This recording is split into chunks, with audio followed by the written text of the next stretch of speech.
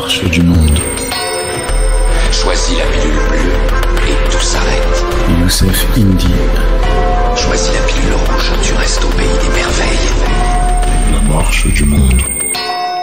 Chers amis auditeurs, bonjour, bonsoir, vous êtes bien sur ERFM et vous écoutez la 10e édition de la Marche du Monde pour laquelle je suis bien évidemment en compagnie de Youssef. Salut à toi Youssef. Salut Yann, bonjour à tous. Donc Youssef, une fois n'est pas coutume, nous allons parler du conflit qui oppose la Russie à l'Empire anglo-américain ou à l'Occident plus généralement. Nous n'allons pas revenir sur les dernières évolutions sur le terrain, mais plutôt nous pencher sur la nature de cet affrontement qui, en plus d'un affrontement militaire, géostratégique, est aussi un affrontement de deux modèles de valeurs, de modèles de société qui s'opposent.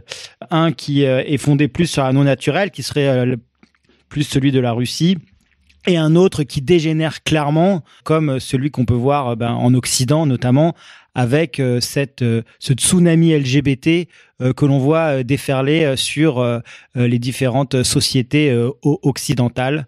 Et d'ailleurs, à ce titre-là, Vladimir Poutine a eu des mots très durs vis-à-vis de l'Occident qu'il a traité de sataniste.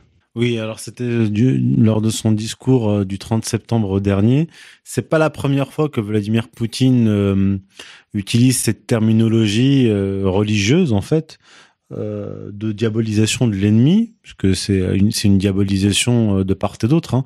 Le monde occidental diabolise la Russie et Vladimir Poutine et dans l'autre sens, mais disons que le discours de Vladimir Poutine est plus cohérent du point de vue religieux, puisqu'il dit le problème avec l'Occident, c'est qu'il a abandonné ses valeurs chrétiennes et que on est dans un monde d'inversion des valeurs où un couple homosexuel avec des enfants adoptés est au même niveau qu'un couple homme et femme traditionnel avec des enfants, une famille nombreuse, et il avait ajouté déjà il y a quelques années qu'ils ont mis sur le même plan Satan et Dieu. Et alors moi je suis assez satisfait parce que dès le début du conflit, je pense que je suis le premier à avoir dit que c'est un choc des civilisations entre non pas un choc des civilisations entre un christianisme orthodoxe et un monde chrétien occidental, non. C'est un choc des civilisations opposant modernité, progressisme, en fait athéisme, idéologie anti-religieuse et tradition. Et ça, ce choc des civilisations, celui qui l'a théorisé et perçu, c'est Arnold Toynbee dans les années 1940. Et donc, quand le conflit a éclaté, je me souviens sur Twitter, donc j'avais tweeté, vous vouliez un choc des civilisations, le voilà. Et j'avais mis en fait face à face Zelensky en cuir en train de faire une danse, de performer une danse obscène, et en face Vladimir Poutine, chef d'État viril.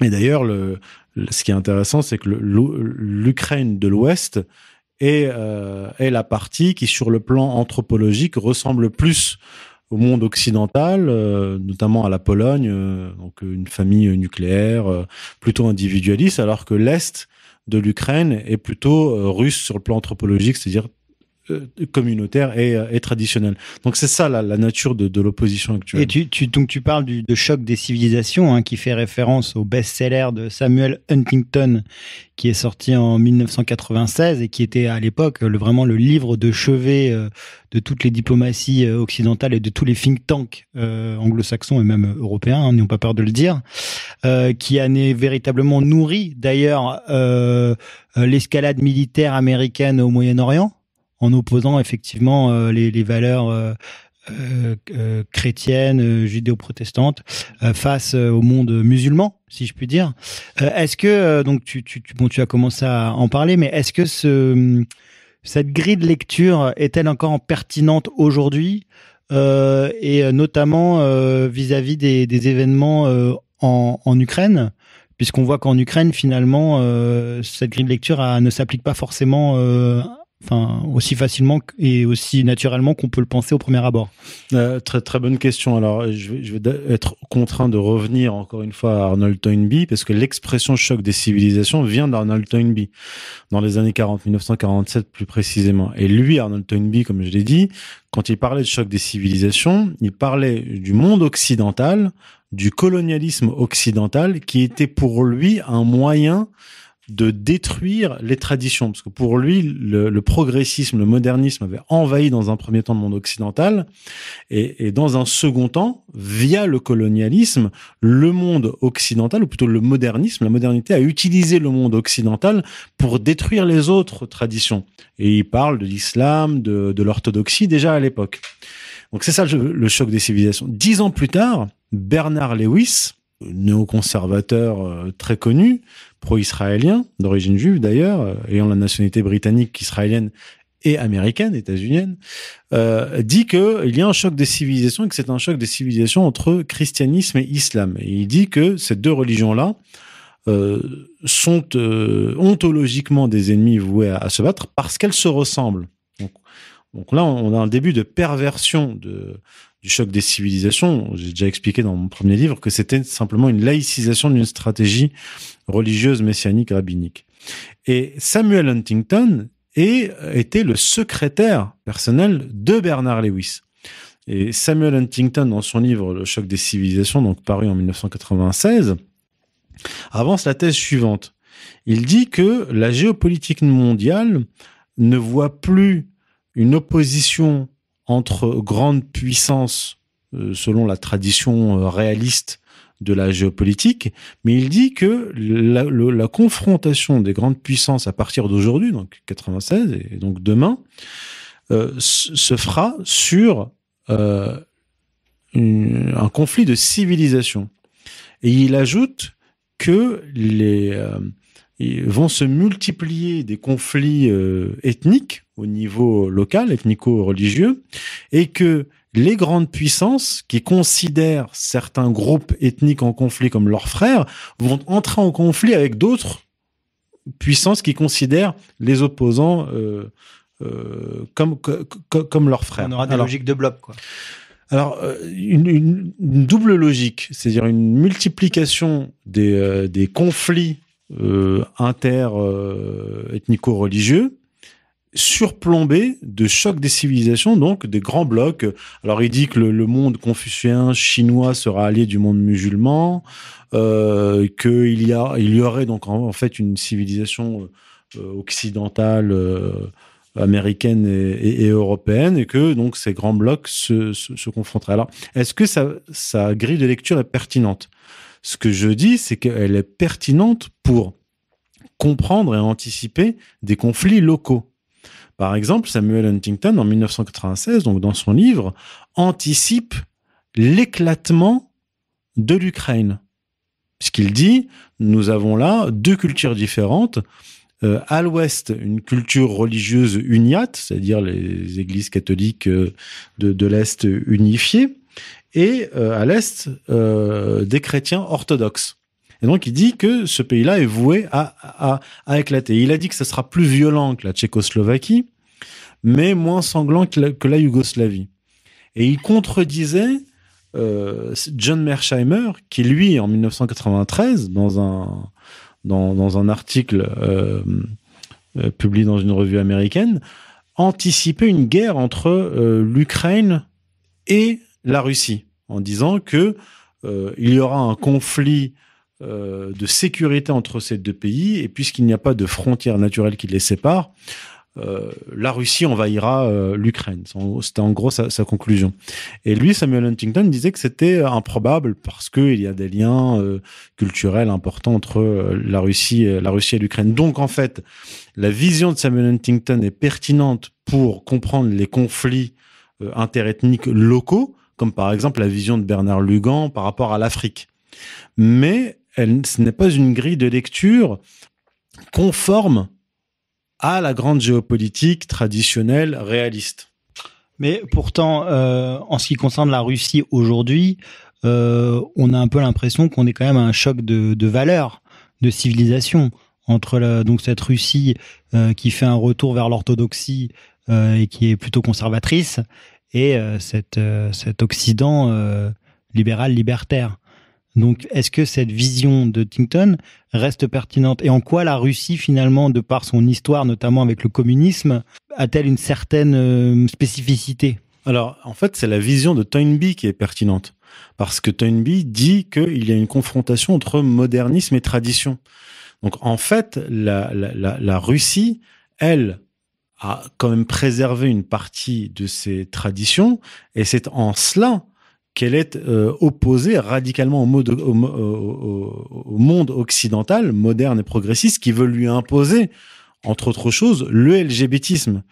Et justement, la Russie démontre que Samuel Huntington a tort, puisque la Russie est un pays où il y a environ 300 ethnies, plusieurs grandes religions, voilà, c'est un empire que les Américains ont voulu détruire en activant justement les indépendantismes, comme en Tchétchénie. Donc, on n'a pas une multiplication de conflits interethniques, mais on a des conflits interethniques qui sont provoqués de l'intérieur ou exacerbés, enfin de l'extérieur ou exacerbés de l'extérieur, comme au Liban, par exemple, en Syrie, en Irak. Il y a des tensions, certes, mais il y avait des États qui étaient fédérateurs.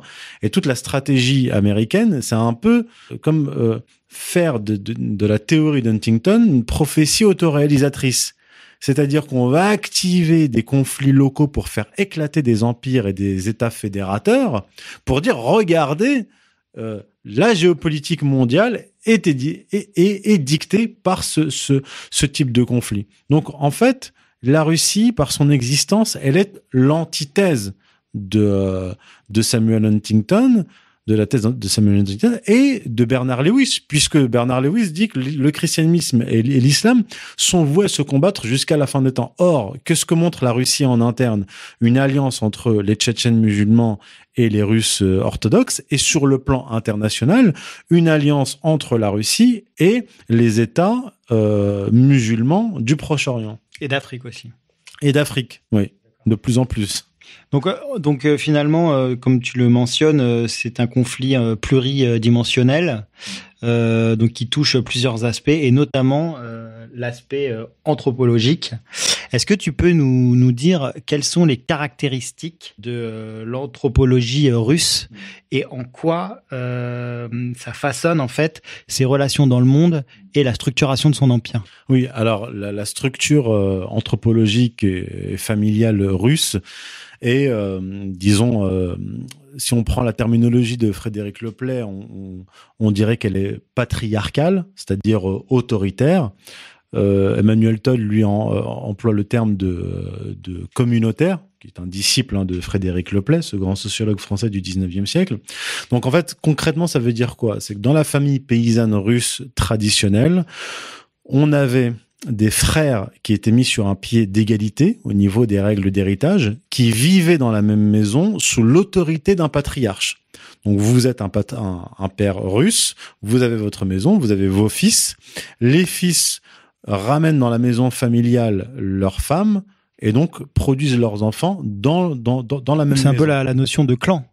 Oui, on peut dire ça, la famille clanique ou communautaire. Mais vaut mieux parler de famille communautaire parce que le clan, c'est quand même plus élargi. Ouais. C'est élargi. D'accord. On n'est pas autant aussi élargi. Voilà. Donc, on a un patriarche, donc un père de famille, et donc un grand-père, qui a une autorité quasiment absolue. Ça rappelle un peu le pater familias romain, qui avait un pouvoir extrêmement important sur les enfants. Et lorsque le père meurt, eh bien, les frères se partagent de façon égalitaire l'héritage. Donc ça vous donne quoi? Ça vous donne une société et donc un empire multiethnique qui considère a priori les différentes ethnies et les différents peuples comme égaux. Donc on peut les assimiler dans le même empire, sous la même autorité, et un pays assez bien structuré avec un État qui est l'incarnation du père et qui exerce une forte autorité sur cette société égalitaire. Et sans une autorité très forte, eh bien, ça peut vous donner une société un peu de type arabe qui peut devenir chaotique en cas d'absence du père, en cas d'absence de l'État, parce que l'égalité entre les frères, l'absence d'autorité forte va créer une rivalité entre les frères et entre les cousins. Et ça peut créer des troubles en cas de déstabilisation du pouvoir. Et donc, au niveau des relations internationales, cela va vous donner un pays qui considère les autres peuples comme a priori leurs égaux, pas en termes de poids économique ou de poids militaire, d'importance, mais qui considèrent à l'inverse du monde anglo-américain que les peuples sont égaux et qui vont donc traiter les autres peuples sur un pied d'égalité et qui vont quand même tenir leurs paroles, respecter leurs pactes, etc. Alors que les nations inégalitaires, comme le monde anglo-américain, considèrent qu'ils ne sont pas tenus par les pactes et les engagements puisque vous êtes un inférieur. Mais c'est là-dessus que je voulais t'emmener, c'est effectivement en quoi cette structure familiale russe diffère-t-elle en fait des pays anglo-saxons et plus particulièrement de l'Angleterre, et pourquoi peut-on parler de société individualiste pour l'Angleterre? Alors, dans le monde anglais, c'est vraiment à l'opposé du monde anglais du et monde enfin russe. anglo-saxon en fait. Oui, parce que la structure et qui influence tout l'Occident aujourd'hui. Hein. On va retrouver ça aux États-Unis par la suite. Alors, la famille traditionnelle anglaise, c'est une famille nucléaire, absolue et inégalitaire. Ça veut dire quoi concrètement? C'est quand l'enfant atteint l'âge adulte, en général, il quitte le foyer. Et on a instauré très rapidement le testament dans les règles d'héritage, c'est-à-dire que le père peut exclure un ou plusieurs de ses fils. Par exemple, c'est une société typiquement inégalitaire. Typiquement inégalitaire et individualiste.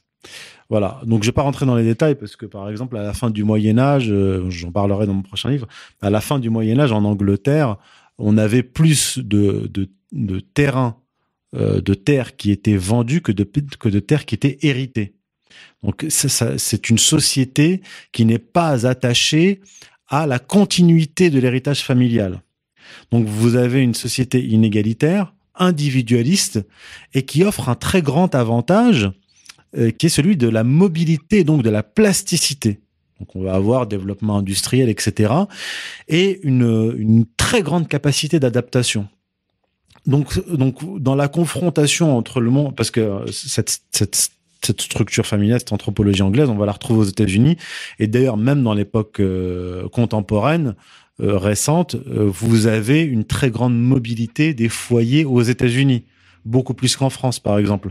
Ils déménagent très facilement d'une ville à une autre, d'un État à un autre. Donc, on a une société liquide d'une certaine façon, et très adaptée d'ailleurs à la puissance thalassocratique, puisque voilà. Et donc vous avez une société inégalitaire, individualisme, où va prospérer, naître l'idéologie libérale, et au niveau de la confrontation avec le monde russe, par exemple, vous avez une asymétrie complète. C'est-à-dire que vous avez le monde russe qui est sur la continuité, sur la durée, donc un monde qui a une relation au temps et à l'espace qui est différent du monde anglo-américain, c'est-à-dire qu'on n'est pas pressé.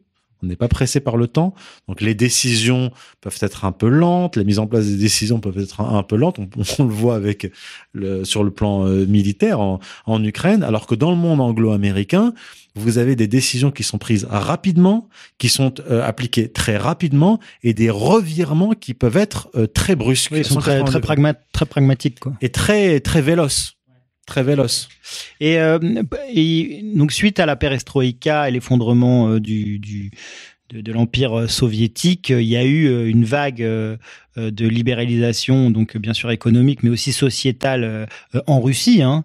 Mais la greffe n'a pas pris. Pourquoi ?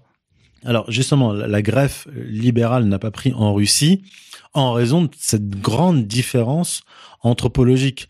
Le libéralisme est né en Angleterre et il a prospéré en Angleterre parce que le terreau était fertile pour cela. Cela correspondait à l'anthropologie anglaise.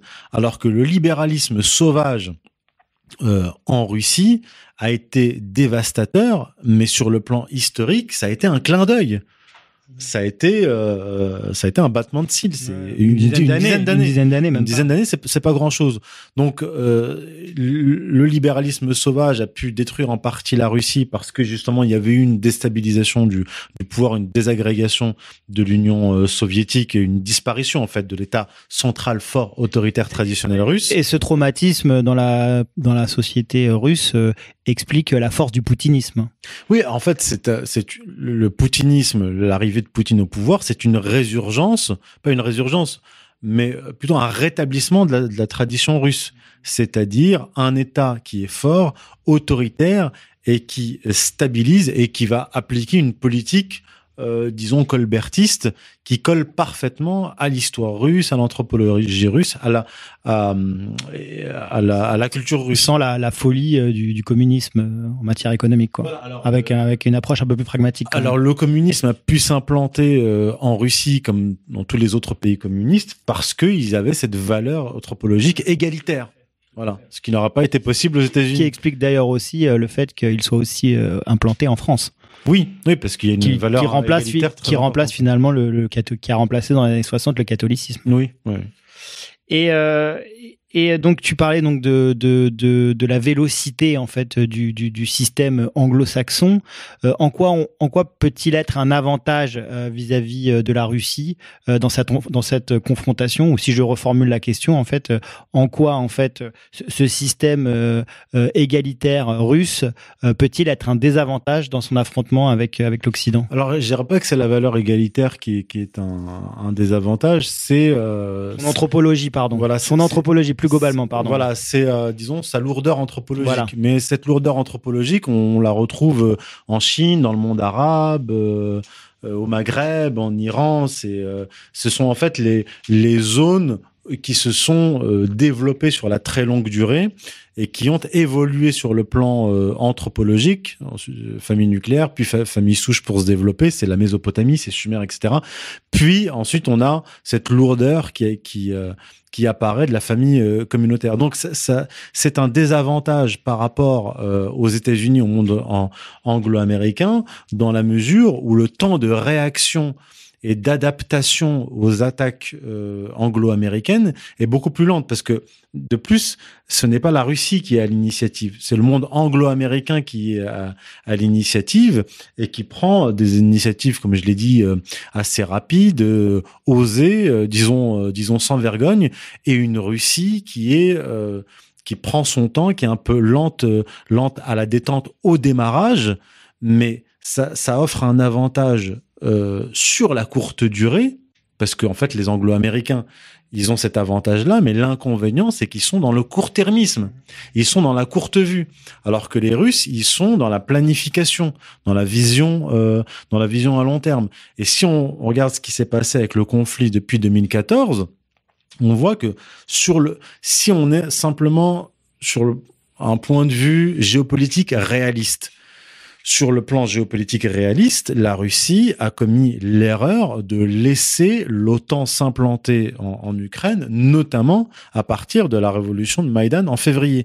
Normalement, toute puissance militaire importante, de plus nucléaire, serait intervenue rapidement en Ukraine pour chasser l'OTAN. Les Russes, qu'ils ont fait, c'est qu'ils ont récupéré la Crimée et ils ont laissé pourrir la situation en Ukraine. C'est d'ailleurs ce qu'avait reproché au Kremlin Alexandre Douguine à l'époque. Mais avec le recul, qu'est-ce qui s'est passé? Ça a été un choix stratégique pour la Russie. On va d'abord finir de développer notre industrie, de monter en gamme et de développer des secteurs. Ils étaient pas prêts à un affrontement direct avec l'Occident. Voilà. Ils étaient pas prêts sur le plan industriel, ils étaient pas prêts à faire face aux sanctions. Même monétairement, économiquement, ils avaient pas encore leur système de paiement MIR, bien sûr. Ils se sont développés, etc. Ils ont acheté beaucoup d'or, etc. Donc, il n'y a pas que la stratégie militaire, il y a une stratégie globale. Mmh. Et on voit que bon, ils ont sacrifié, c'est le cas de le dire, une partie donc de la population du Donbass pour monter en puissance et faire face à l'OTAN lors du conflit qui était de toute façon inévitable. Et ça se voit avec la force, la résilience du rouble qui se maintient en fait à des niveaux très élevés, à la surprise générale des élites occidentales. Il se maintient parce que la base est solide. Tout à fait. Une base économique solide, de l'or, du blé, du gaz, du pétrole, sans parler des autres matières premières. Donc cet héritage anthropologique, que ce soit pour l'Empire russe ou pour l'Empire anglais et aujourd'hui américain, donc façonne ces empires. Tu as commencé à l'évoquer tout à l'heure. On a d'un côté une Russie, terre du milieu eurasiatique, un empire continental tellurocratique, et en face, on a des empires anglo-saxons. Et quand je dis empire anglo-saxon, j'englobe donc Angleterre avant et ensuite les États-Unis. Je pense que tout le monde a très bien compris. Une sorte d'empire maritime, léviathan, thalassocratique. Est-ce que tu peux détailler sur cette façon de les spécifier et de les différencier? Ouais, alors rapidement, parce que c'est une longue histoire. Au XVIe siècle, l'Angleterre se sépare en fait de la puissance continentale, c'est-à-dire qu'elle se sépare de Rome. Non seulement elle se sépare du catholicisme, mais elle se sépare du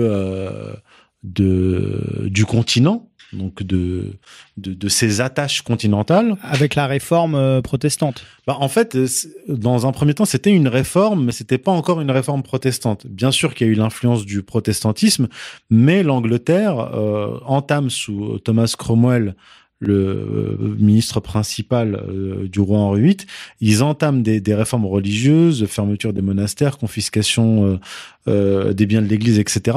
Puis, dans la seconde moitié du XVIe siècle, ils adoptent le calvinisme. Mmh. Mais comment l'Angleterre est-elle devenue un empire maritime? Voilà, alors justement, donc au XVIe siècle, ils larguent les amarres, c'est le cas de le dire, ils se séparent de l'Europe. Et il y a eu à l'époque, à la fin du Moyen-Âge, des transformations économiques assez importantes. Ils commencent à se tourner vers la mer, donc ils développent une puissance maritime qui font d'eux un début d'empire. D'ailleurs, c'est ce que dit Thomas Cromwell en 1534. Il dit l'Angleterre est un empire. Donc ils se perçoivent comme un empire et ils développent leurs activités maritimes. On est à l'époque des grandes découvertes et du nouveau monde. Donc on se tourne vers l'Atlantique et il se trouve que l'Angleterre, disons, avait des prédispositions pour faire opérer cette transformation vers le monde maritime. Encore une fois, c'est une thèse que je développerai dans mon prochain ouvrage. Et donc, la vision maritime, comme l'explique Carl Schmitt, est une vision du monde qui est totalement différente. Ouais, qui a ses propres caractéristiques. Quand vous faites la guerre en tant que puissance maritime, vous n'avez pas de frontières, il n'y a pas d'avant et d'arrière, et il n'y a pas de distinction entre les civils et les militaires. Donc, vont se mêler, en fait, dans la guerre, la pratique militaire et la pratique commerciale. Très rapidement, la guerre économique va faire partie des outils de la guerre menée contre les pays, contre les États. Oui, à la différence de la guerre terrestre, qui met bien à l'écart les populations civiles. La guerre terrestre, l'empire terrestre, lui, il a une conception donc pragmatique, c'est-à-dire que l'objectif de l'empire, c'est de s'agrandir. Pour s'agrandir, il lui faut quand même l'approbation des populations. Bon, dans le cas romain, parfois, on éliminait la population, carrément, population des cités, mais c'était assez rare. Donc, il nous faut l'approbation des populations et on combat l'armée opposée, disons, à la régulière, en race campagne. Comme l'expliquait Schmitt, c'était une relation d'État à État.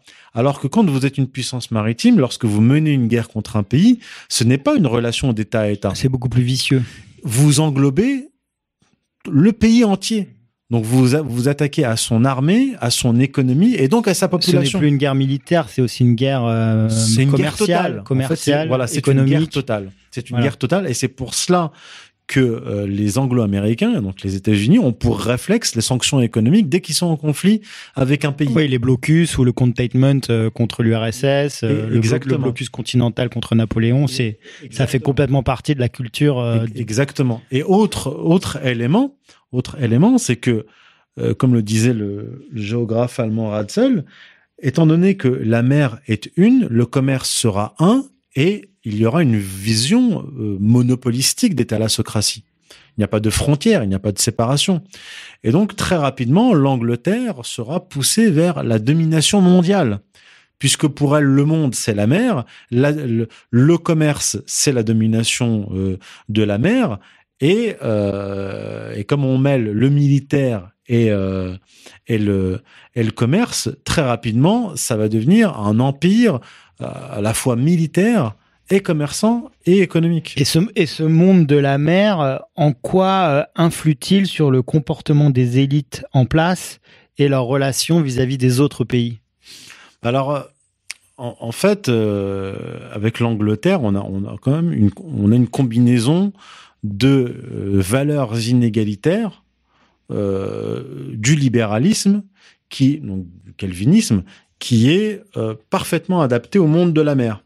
Le monde de la mer, pas de distinction, pas d'avant ni d'arrière, le monopole, le commerce et l'aventurisme, parce que le concept de grâce et de prédestination, mais surtout de grâce calviniste, qui est en fait un appareillage idéologique taillé sur mesure pour la bourgeoisie, eh bien, ça vous donne une idéologie taillée aussi sur mesure pour un empire commercial.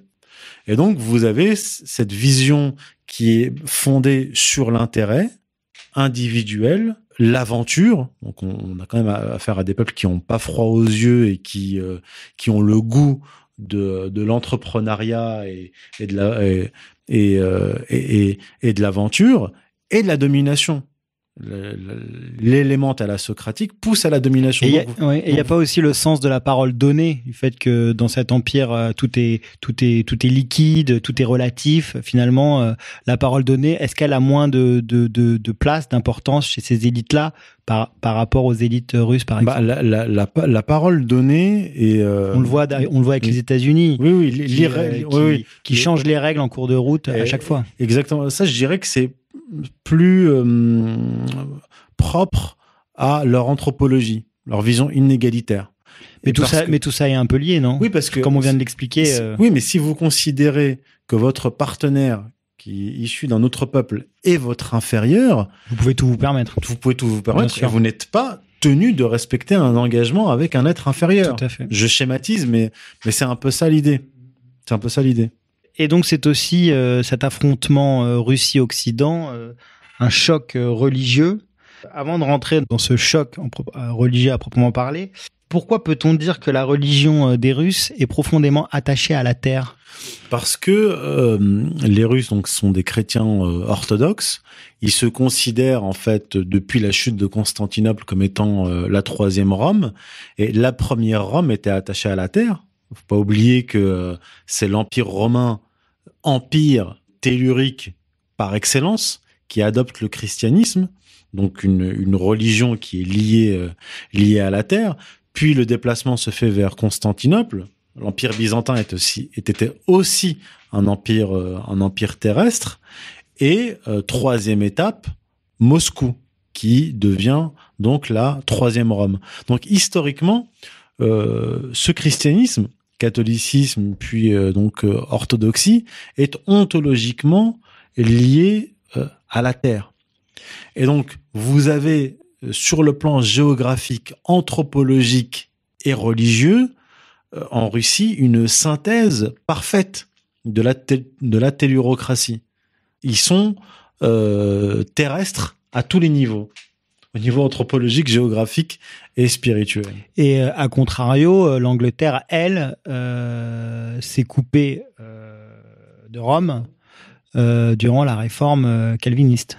Alors, avant même la réforme calviniste, puisque c'est avec Thomas Cromwell qu'on a une réforme religieuse qui consiste, je vais rapidement, à couper les ponts donc avec Rome, à rejeter l'autorité de Rome. Donc, on est juste après Martin Luther, hein, on est dans les années 1530, et à faire en fait du roi d'Angleterre le chef religieux. Avec l'église anglicane. Voilà. Et ensuite, dans un second temps, deuxième moitié du XVIe siècle, ils adoptent le calvinisme. Donc, le calvinisme, comme je l'ai dit, qui est une réforme religieuse avec Calvin qui va élaborer un appareillage religieux idéologique parfait pour la bourgeoisie. Et quelles sont les caractéristiques du calvinisme? Alors, inégalitarisme complet, une doctrine qui est très portée sur l'économie. Donc, on va autoriser de nouveau la pratique de l'usure, par exemple. On va donner une sorte de discipline à la bourgeoisie qui est à la fois commerçante et dans les métiers de la banque. Donc, ceux qui se convertissent au calvinisme sont surtout des bourgeois. Donc, on a une vision économique poussée vers l'intérêt avec la doctrine de la grâce qui est déjà chez Luther et de la prédestination. On a une vision quand même matérialiste qui est un peu, même beaucoup, calquée sur l'idée de peuple élu. C'est-à-dire qu'on a dans le judaïsme l'idée de peuple élu, et avec le calvinisme, on a l'idée de classe élue. Et avec Karl Marx plus tard, on va avoir de nouveau ce schéma, mais cette fois-ci, c'est pas la bourgeoisie qui est la classe messie, la classe élue, mais le prolétariat. Et un grand économiste, historien de l'économie britannique disait que Calvin était à la bourgeoisie ce que Karl Marx sera au prolétariat. Donc une sorte de prophète bourgeois. Et en quoi cet apport du calvinisme a-t-il été déterminant pour l'Angleterre dans son décollage économique et dans l'explosion de son commerce? Disons que ça a été une rencontre. C'est une rencontre entre une anthropologie inégalitaire individualiste qui recherche son intérêt. La rencontre au bon moment, je dirais, pour l'Angleterre, c'est-à-dire au moment où elle opère sa transformation maritime, où elle va devenir un empire, et un mariage parfait, puisque le calvinisme va offrir à l'Angleterre l'idéologie et la religion qui lui correspond parfaitement. C'est un mariage parfait. C'est quand l'idéologie vient parfaitement se calquer à une anthropologie, à une histoire et à une transformation d'ordre économique et social. Et pour en revenir à nos propos tenus un peu plus tôt concernant cet empire marin développé par l'Angleterre, est-ce qu'on peut parler d'osmose entre cet empire marin et le calvinisme, comme tu viens de le dire? En fait, ces deux choses se sont mariées parfaitement pour donner finalement ce qu'a été l'empire anglais et puis aujourd'hui la Pax Americana. Oui, alors c'est comme je l'ai dit, et ça Carl Schmitt l'a très bien vu, c'est que le calvinisme était la religion parfaite pour la puissance maritime, puisque c'était une religion, c'est toujours une religion de la recherche de l'intérêt, de l'idée en fait que la réussite économique et sociale était une preuve d'élection. Comme dans le judaïsme. D'élection divine, oui, donc un véritable matérialisme. Et le marin, qui est aussi commerçant, aventurier, va tenter sa chance en croyant en lui avant même de croire en Dieu, et d'une certaine façon, ça va le justifier au sens religieux. C'est une justification religieuse. Donc, plus il va réussir et plus il va s'entêter dans cette réussite qui est matérielle et économique. Et ça va vous donner plus tard, avec les pères pèlerins et la naissance des États-Unis, l'idée de destinée manifeste.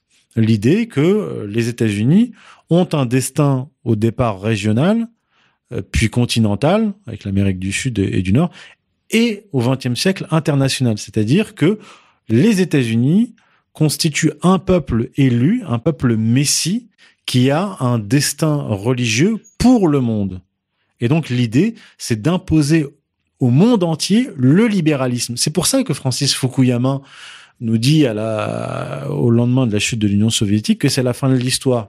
C'est une vision en fait messianique de l'histoire, où la Pax Americana sera totale, absolue, et elle pourra imposer au monde entier, même en nous massacrant, le libéralisme.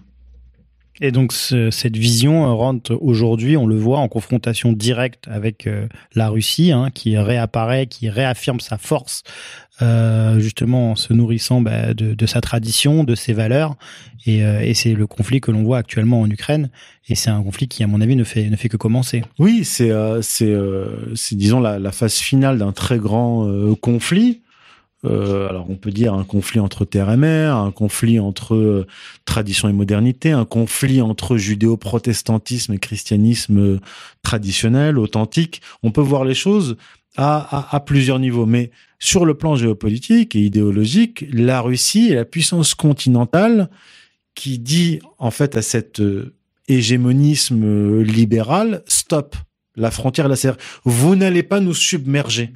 Et cette puissance tellurique, son rôle historique, par nature, c'est de fixer des limites, parce que tout empire terrestre a une limite. La limite est fixée par la Terre, la frontière naturelle, ou bref, peu importe, mais il y a toujours une limite. Donc, l'empire terrestre est limité et il est limitateur, alors que la puissance maritime n'a aucune limite, puisque son monde est le monde de la mer où il n'y a pas de frontières. Et donc, la confrontation était inévitable. J'appelle ça une confrontation élémentaire. Parfait. Merci beaucoup, Youssef, pour ces analyses. Je rappelle aux auditeurs que s'ils apprécient donc justement ces analyses de Youssef, qu'ils n'hésitent pas à le soutenir via le financement associatif de la rédaction et de RFM, qui permet justement de continuer ce combat qui est difficile face à ce mur de propagande auquel nous faisons face. Nous rappelons que depuis la fermeture de RT et de Sputnik en français, il ne reste quand même plus grand monde pour défendre cette vision multipolaire en France. Donc ER est à la pointe de ce combat depuis une quinzaine d'années. Nous faisons front et face à l'ennemi. Donc n'hésitez pas à nous soutenir, vraiment.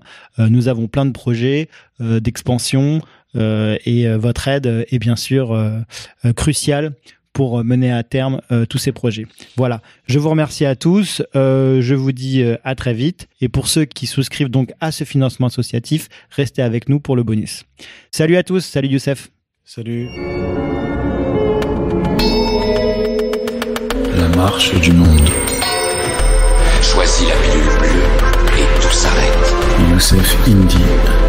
Choisis la pilule rouge, tu